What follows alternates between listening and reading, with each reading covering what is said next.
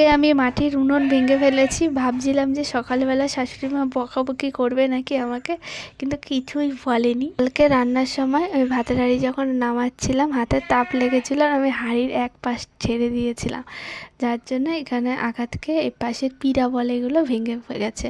তো আমি এখন এটা ঠিক করব। যদিও আমি এসব আগে কখনো সেমনভাবে ঠিক করিনি, তবে দিদা ঠাকুমাদের থেকে দেখেছি যে কীভাবে ঠিক করতে হয়। যতটা পারবো করব। চল আমার কেলটু কী করে দেখি।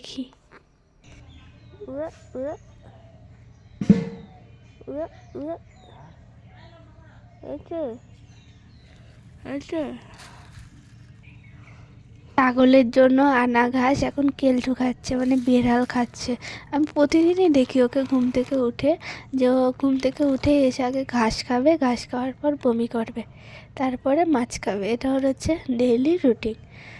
তো খাক ও ঘাস, আমি এখন গিয়ে আমার কাজকর্মগুলো সেরে নেব। চলো। আজকে আমার অনেক কাজ, তার জন্য তোমাদের সকালে সব কাজগুলো শেয়ার করলাম না।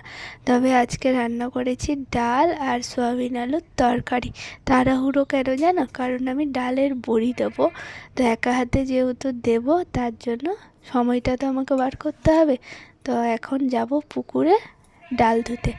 তো সবাইকে খাবার দেওয়া হয়ে গেছে, মানে খেতে দেওয়া হয়ে গেছে, সবার খাওয়া হয়ে গেছে। আমি পুকুর থেকে ডালটা ধুয়ে আনবো, তারপরে খাবো।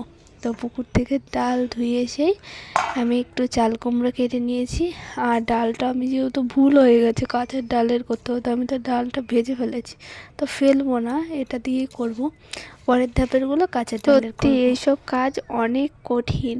পুকুরে গিয়ে যে কতক্ষণ ধরে ঠান্ডা জলে এগুলো কষলেছি, তারপর অনেকটা খোসা আলাদা হয়েছে, পুরো সাদা করতে পারিনি, মানে আর পাচ্ছিলাম না ঠান্ডা জলের মধ্যে দাঁড়িয়ে দাঁড়িয়ে। কিন্তু আমার মনে একটা খুশি ছিল যে নতুন কিছু আমি করব। তো এখন এগুলোকে অল্প অল্প করে নেব, আর অল্প অল্প করে এই যে পেস্ট বানিয়ে নিচ্ছি। যতটা আমার দরকার মানে পেস্ট বানানো সেই পরিমাণ হয়ে গেছে। তো এখন এটাকে একটা পাত্রের মধ্যে ঢেলে নেব। তো সবটা বানানোর পর দেখো আমি কি কি দিচ্ছি এর মধ্যে। অল্প একটু চালের গুঁড়ো, একটু কালো জিরে, আর একটু এমনি জিরে, যেটা কাঁচা জিরে হয়, তো সেটা।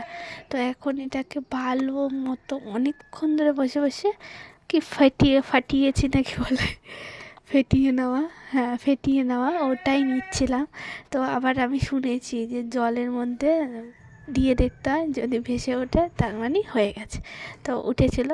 তারপরে আমি একটু ঠাকুরের নাম নিয়ে, মানে ঠাকুর যাতে নষ্ট না হয়, তো বসে বসে এই ট্রের মধ্যে নিয়েছি, আর একটা থালা নিয়েছিলাম, ওটার মধ্যে তেল দিয়ে তারপরে বড়িগুলো দিয়েছি।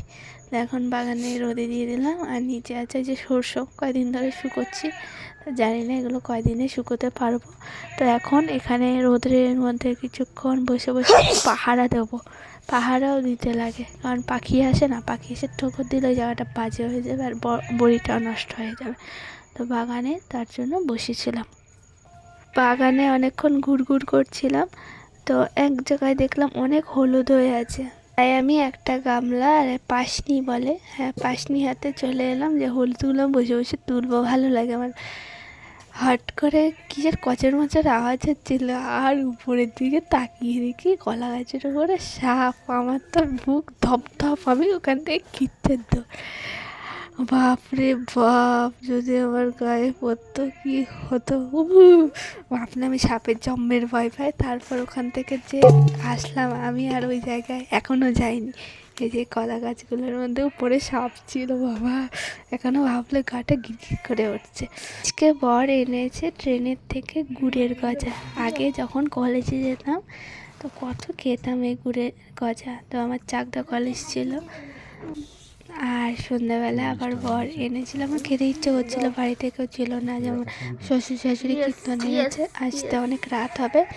আর আমার দেওর গেছে পুষ্পা 2 মুভি দেখতে, তো ভালো লাগছিলো না, তাই বরকে বললাম ও দুটো চিকেন ললিপপ এনেছে। তো এখন এই দুটো খাবো, তারপরে রান্নাবাড়ি করব। তো আজকের এই মিনি ব্লগটা এখানেই শেষ করছি। আবার পরের দিন তোমাদের সঙ্গে কথা বলবো। চলো টাটা। আর কে কে খাবে চলে আসো।